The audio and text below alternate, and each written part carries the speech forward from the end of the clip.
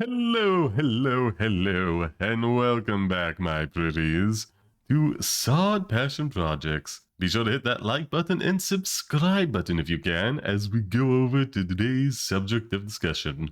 Je ne sais quoi, the power of the Doctor. Gonna put my cards all on the table here, straight away. An episode I didn't like very much by the end of it. I just had too many questions and too many little nitpicks to pull at. And I'm kind of baffled that basically the spectacle throughout the episode has kind of given people such a positive opinion about it. Because I think that is the only thing really carrying it through. Because notice I said by the end of it. Like, there was a few moments I did point out. One in particular that is a Chris Chibnall special is basically just ending a scene on a moment of tension, but never really resolving how the character gets out of that. A good example from what was it, the start of Jodie Whittaker's second season, the fam, as she likes to call them, is being hunted down by those aliens, and then they just start shooting them with laser shoes and run when an opening presents itself, but they're still there and a threat to the fam. But next scene, that seems to just be resolved with no real mention as to how or why. Another good example here, Tegan, back for this episode, is just climbing down a ridiculously long ladder and then just starts to fall. That's a 70-year-old woman. She's being shot up by a Cyberman with a shard just popping out hilariously out of the wall. Oh, I need that to become a gif real bad. But again, 70-year-old woman, she's not grabbing back onto that. If she does, she's gonna break her hands. It's a dead sentence, but lo and behold, she just starts falling for a suspenseful moment at the end of the scene, and it's all resolved by the time the next scene with her begins, somehow. And it's pretty much that, like, a mix of that, just like unresolved, unanswered hows, to so many things in this episode, and basically a lot of spectacle and fan, let's say, gratification, I should say, throughout this episode. The biggest highlight, and what I'm definitely going to make a thumbnail out of this, is basically Shashwan's the Master just going as crazy as the Master ever has been throughout the history of this show, seeking not only to destroy the Doctor, but to utterly replace them, override them, basically. Deus Ex Machina for this episode. Well, not Deus Ex Machina, okay, kind of. I guess the Doctor does use it against them again. Forced regeneration machine, which I don't think that's how they did it with the second Doctor. I think it was pretty much just they kind of executed that incarnation. Like, you know. And then we got the third Doctor. I think you're over-convoluting an opening in the, lore of the franchise and the history, just because it's not, like, explicitly stated on screen, which, not the first time Chibnall has done that.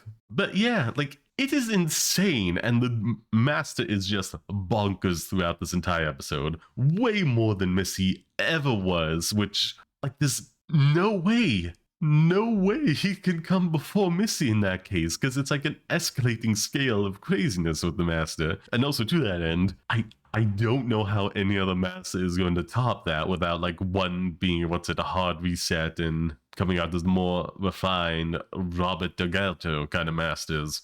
But yeah, this episode made me feel real bad for Sacha Dhawan. Like, he deserved so much better either in this role or, like, to be quite frank, a go as the Doctor himself. Like, I'm pretty sure he would have done a fantastic job of it. And, well, again, I'm not bothered with the other type of programming Jodie Whittaker is most associated, mostly being dramas and I think soap operas, but not entirely sure about that one. Not it's just to go back and confirm it myself with those ones, just based off this one and like certain clips I've seen from interviews. She's not exactly suited to the role of the Doctor, which can be at times very porous and needing the actor to fill in at certain points, the personality and sense of humor. I believe quote from Tom Baker is like at some of the times he wasn't really just the Doctor, he was just being Tom on screen and was delighting and entertaining people. Like, that is a big part of playing the Doctor, just being able to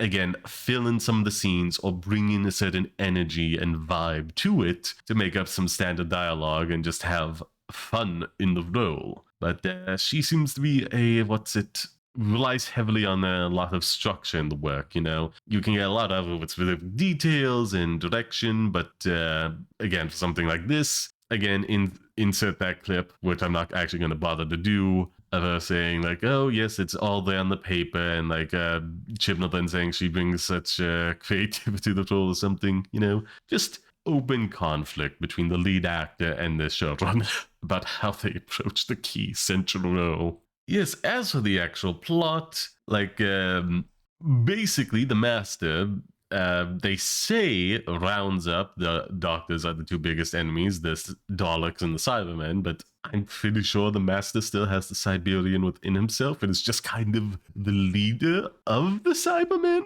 until this situation has been resolved. Or, you know, Cybermen just agree to disregard the Siberian in future as it has been compromised by the Master. And that just becomes just a neat little tidbit that the Master can bring up at parties. Like, oh yes, I'm also fused with a sentient AI that has lost this robot army. Well, cyborg army, but still.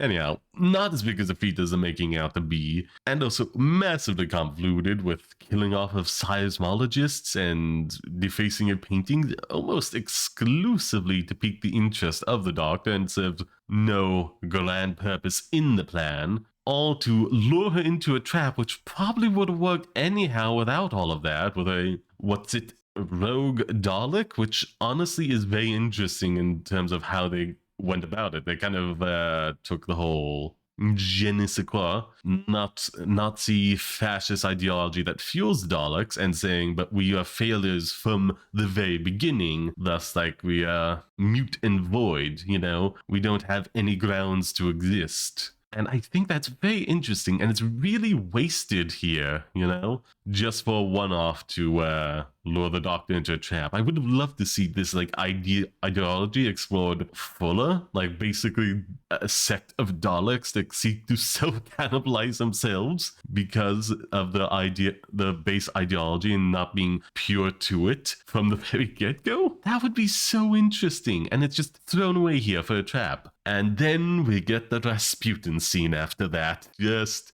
again, it's like stuff like that keeps the spectacle up. Like just the Dalek and Cybermen tending to look at each other as they just watch the Master do this nonsense on screen.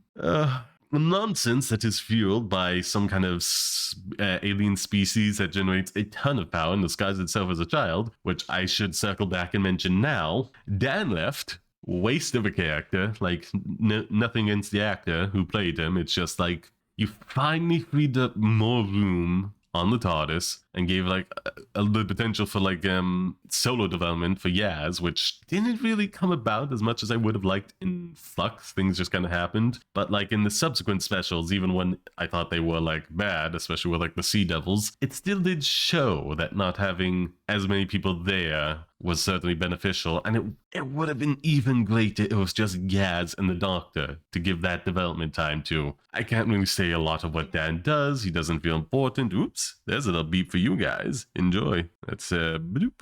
Doesn't feel important, doesn't really do much of anything. The actor is charming and pleasant enough to be around, to see on screen, which I enjoy, but other than that, I can't think of anything Dan has done of significance in the specials, and Flux was kind of iffy to be there at all, and also just a bit cluttered as it was. Like, it probably would have been better to not have him be there, but oh well. Yeah, and he just kind of leaves at the start of this episode. Almost makes me question why he was even there in the specials to begin with, why he even stuck around past Flux. Maybe that could have justified his presence there in the Flux more if it had a more focused and central arc. Instead, he kind of sticks around and then just kind of leaves, so there we are. Anyhow, Master Force regenerates into the Doctor, basically leaving his body an empty husk, and Jodie Whittaker just kind of suppressed while Sacha Dhawan is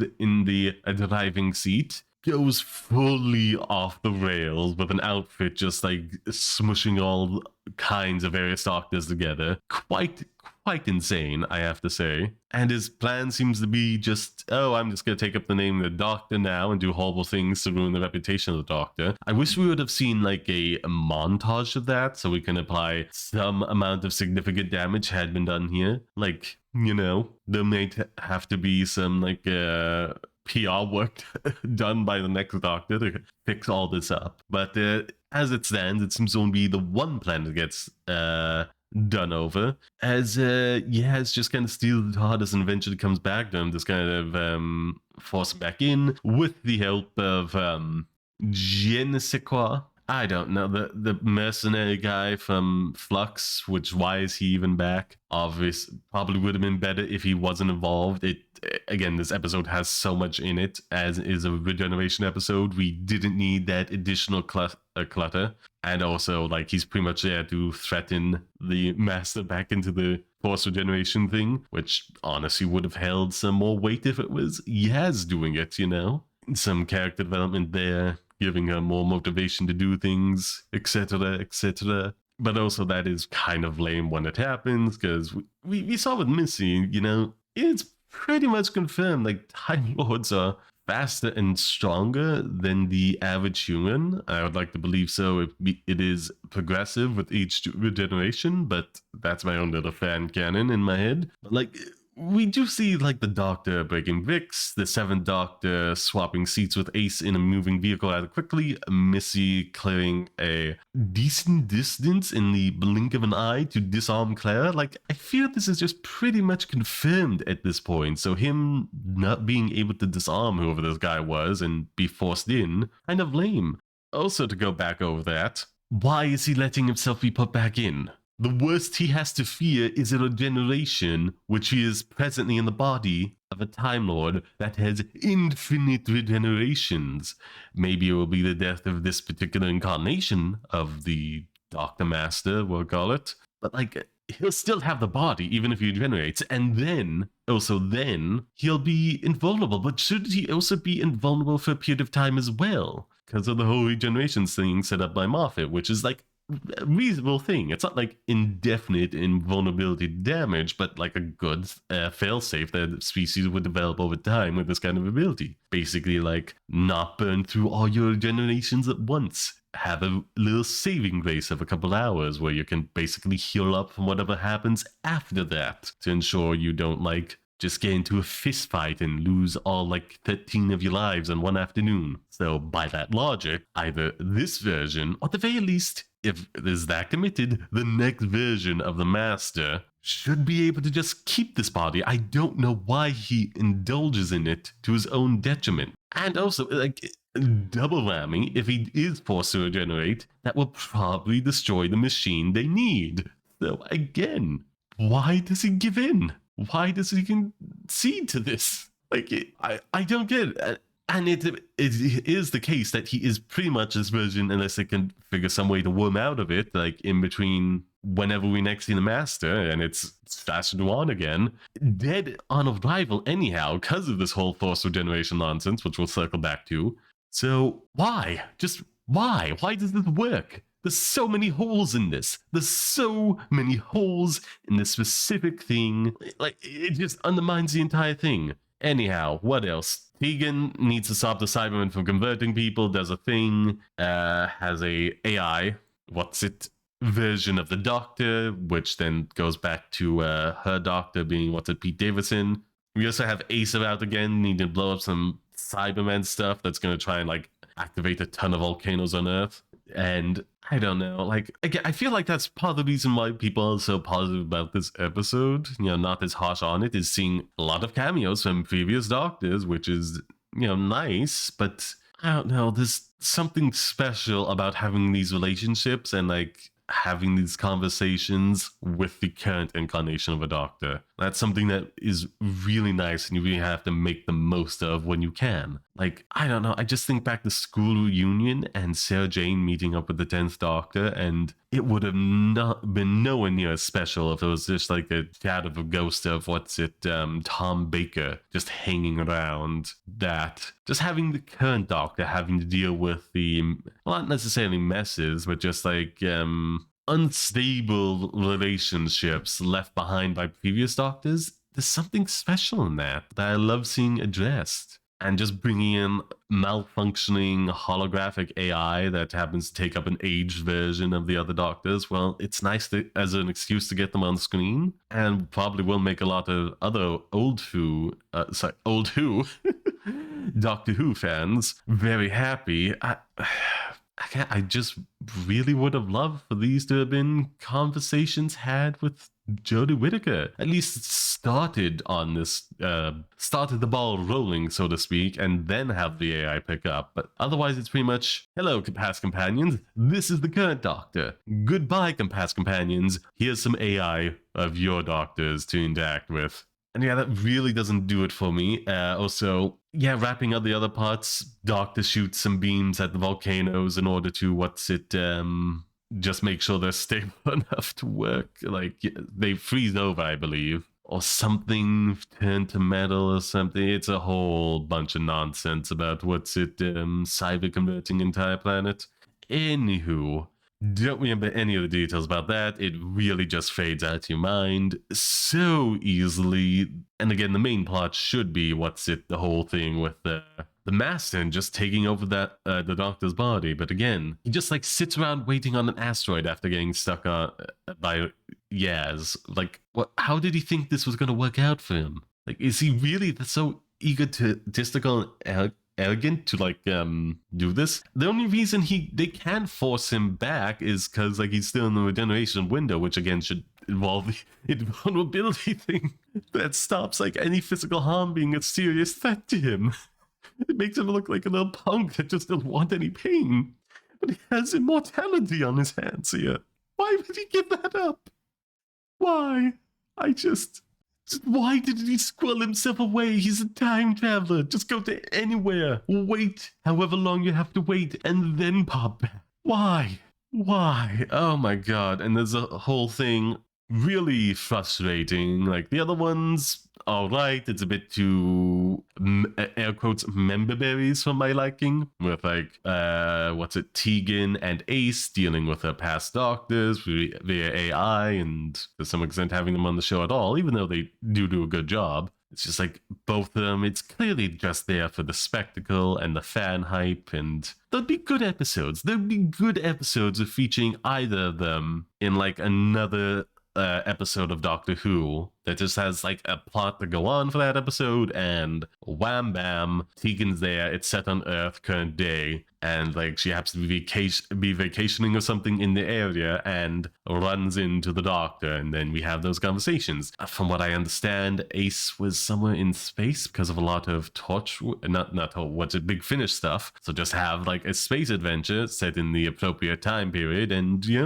they meet up and they just hash things out, help with whatever the plot of the day is, stuff like that. Just bringing them here for the regeneration episode just to build the spectacle and the hype just feels cheap to me. Anyhow, how do they disarm all the gods the Master has? He didn't take with them into the TARDIS, that would be too smart, and just frankly leave Yaz without any options. No.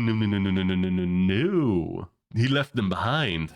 They get taken out. Because keep in mind, these are the Time Lord Cybermen that can regenerate, which, still have the headpieces, which make them look a bit dumb, but they are at least all put into like this black outfit now, and it looks better than when we last saw them. Not perfect, but certainly a lot better, and I can appreciate that. But anyhow, they just shoot themselves. AI of the Doctor thing turns into the Ruth one, which probably shouldn't have been there. I don't know how or if Russell D. Davies is even going to bother picking up on that. I honestly would not, and would probably at some point down the line just cut this era of Doctor Who out of the canon. Just some meta self-awareness, the Doctor Who show is something that exists within the universe of Doctor Who for some reason, like gaslighting people or something or the other about the Doctor's existence, and just calls out like that was a free beat, that he didn't expect it to go as long as it did, but is most certainly not part of the official canon anymore. That's a path I'd take, because there's just nothing of salvage in this era. Even like Sacha Dhawan, like I like him. Maybe you could say he was like the master that faced the 11th Doctor, but it just wasn't featured in the show itself. But on the whole, this era is just the high point this era reaches is meh, which is what I feel about this episode at the end of the day after all the spectacle. But anyhow, je ne sais quoi. The Time Lord, Cybermen, all just shoot themselves because AI. What's an AI hologram? I dare say Cybermen probably don't just rely on normal human optic nerves. I would probably say there's some amount of technology being used to help them see everything, including, maybe infrared and identify AI. Not AI, holograms. It is an AI, but is appearing in the form of a hologram. Either way, should be able to identify them. Also, I thought the whole point of this is it was only be able to be seen by the person with the little nanochip the Doctor was sparking into them did. Which, is a thing the Doctor can do. Honestly, I'll just buy it. Like, comparatively to things like Iron Man or Rick Sanchez, or just like other super genius types, the Doctor and the Master are noticeably lacking in any, like, gadgetry that I'm more than willing to just buy this one and, like, say, hey, maybe a few more consistent tools in the belt would be good for the future. Just saying. I also would say, like, Time Lords, at least again, in my opinion, not being like just humans with a quirky sense of design when it comes to fashion, and also the ability to explode into a new body. They have been confirmed to be anatomically different from humans. I probably would have said the visual light spectrum for them would be a bit different. Probably something of a tell with that, but whatever.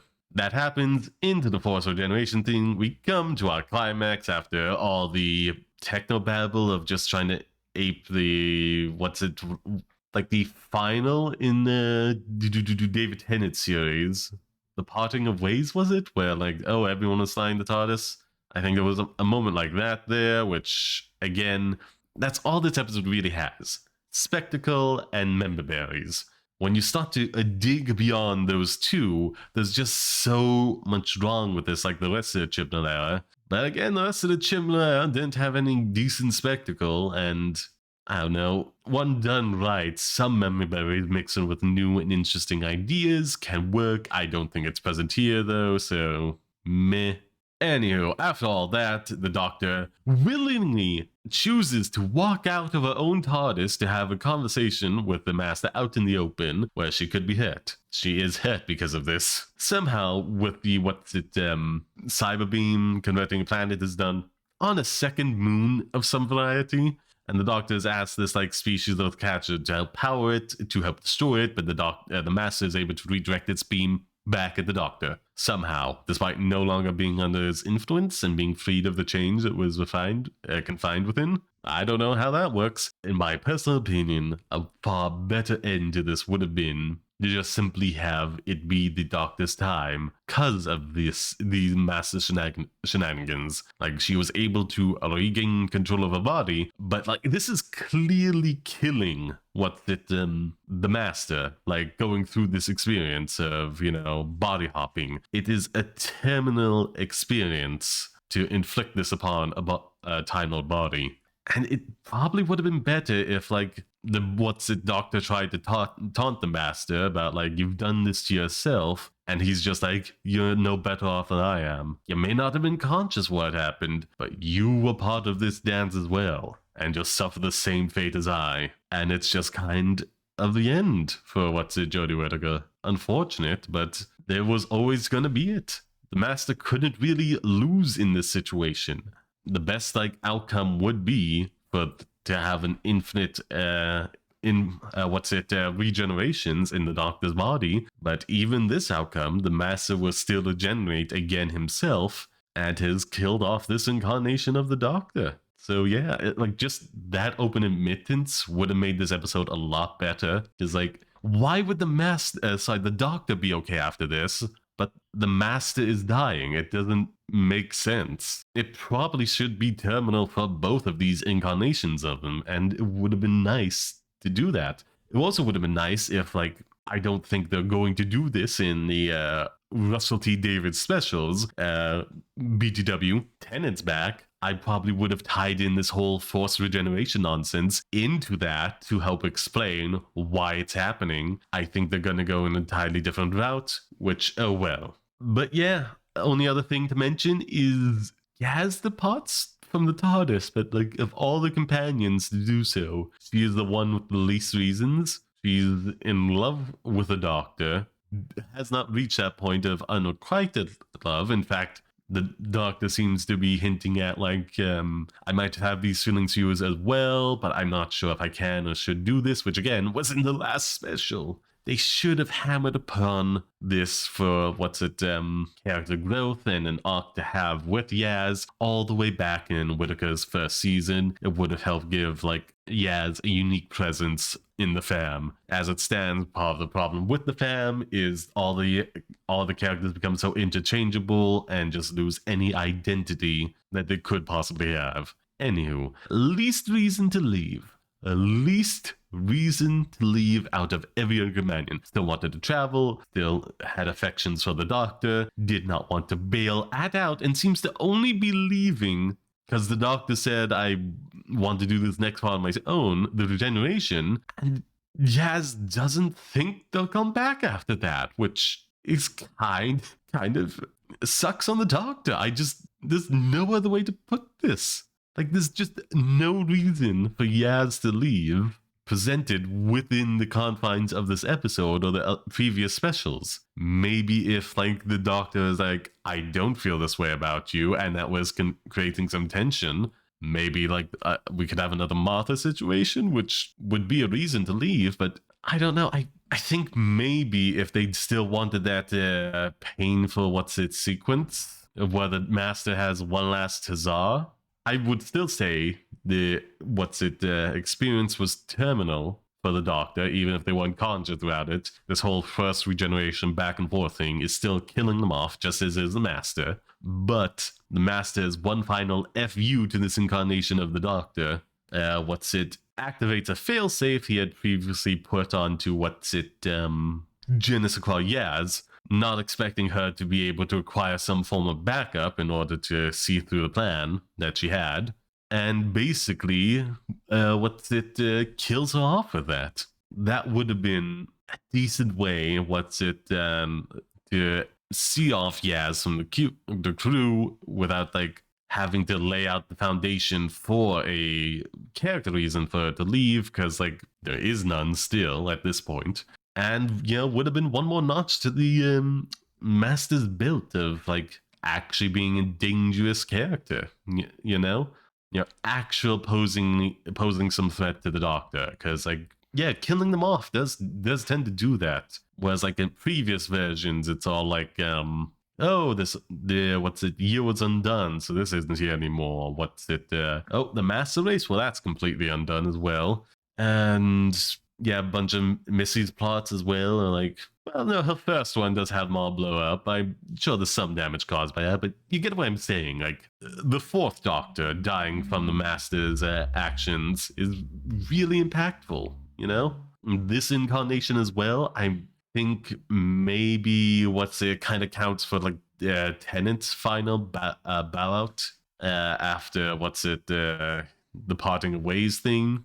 What was it? The episode before that. Anywho, I just think that would have been nice to have a companion death as well as, like, being the terminal cause of this Doctor's death. Would have been a lot more impactful as opposed to just, like, well, it's the finale. We know this, regeneration episode. We know this Doctor's going. Let's shoot a giant laser beam at them. Just would have been a lot nicer to just, like, oh, you sure about that? You sure your friends are so safe and sound? And then just, like, presses a button and Yaz just immediately shrinks up into a little doll. Like, that would have been nice. That would have been nice to, give that oomph and, like, give Yaz an out that frankly, there has been no character work laid out for any other out to be given other than death. It's such a weird exit for companion. Like, Dan has a near-death experience and just doesn't want to do this life anymore and wants out.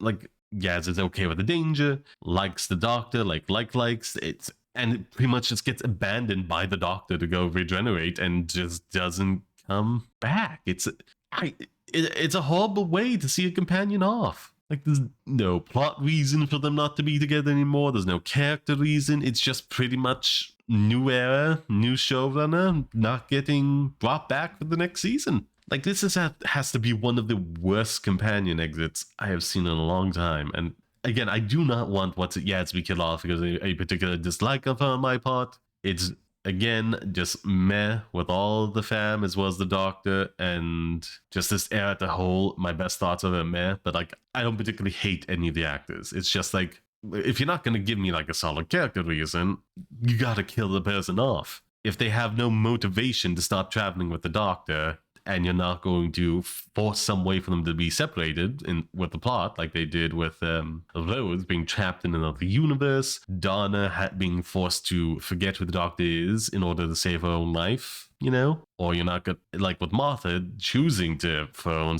mental health and whatnot, to not keep chasing after Doctor and also look after her family after everything that happened. No character, no plot, you gotta kill them off. Those are your three options. And this show chose neither. None of the above. Yeah, and then we get the David Tennant reveal to pretty much hold over from what it seems like. Oh God, I'm so bad at remembering his name. The next doctor, anyhow, the next doctor, proper doctor, was basically shooting a film at the time and couldn't really get there for any specials. So, and also like the whole rockiness of the Chris Chibnall era, it just is kind of a smart play to bring David Tennant back for a couple of specials, imply there's something funky going on with this happening, and then, you know, have your proper regeneration into the next guy at the end of the third special, I believe it is 3. So that'll be interesting. Also, we'll cover it at this point.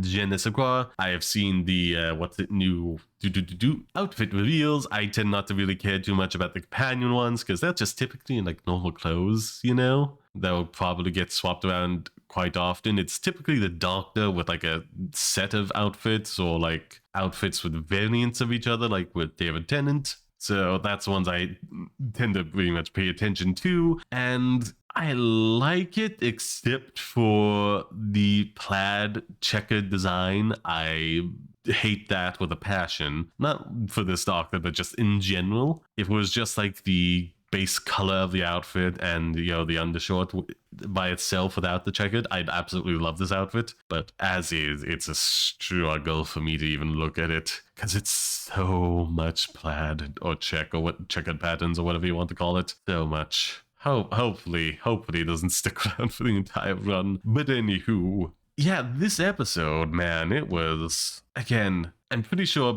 I have a good idea of what I want to put on the thumbnail of this. Fun spectacle, but then the questions begin. Like, sitting down there watching it uncritically, you could have a good time with it, but there's just so many questions that come about via the viewing of this. So many loose threads that aren't really answered for this era as a whole, or just within this episode. Things you question how, what, why is happening, and we, for the most part, don't get a satisfying answer for. And also, remember that fob watch with all the memories from Doctor's past lives that just got thrown into the TARDIS there? Yeah, that's not getting any closure via Chris Chibnall, and in all frankness, probably should be forgotten.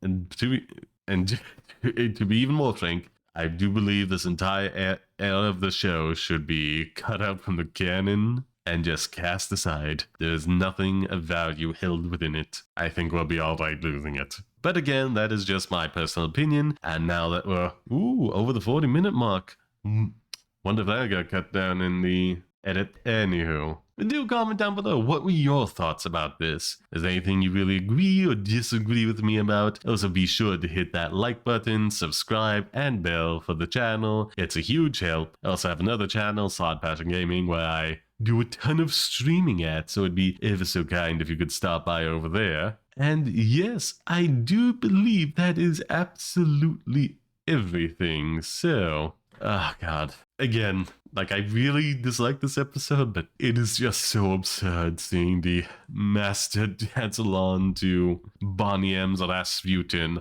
while in disguise as Rasputin. Probably that entire segment of that plan done solely for that like 30 seconds of dancing, which I have to admire the dedication for. Again, fun spectacle. But then the questions set in. What were the questions you had at the end of this episode? Comment them down below. And now it is time to say ta-ta, Wiedersehen, until we meet again.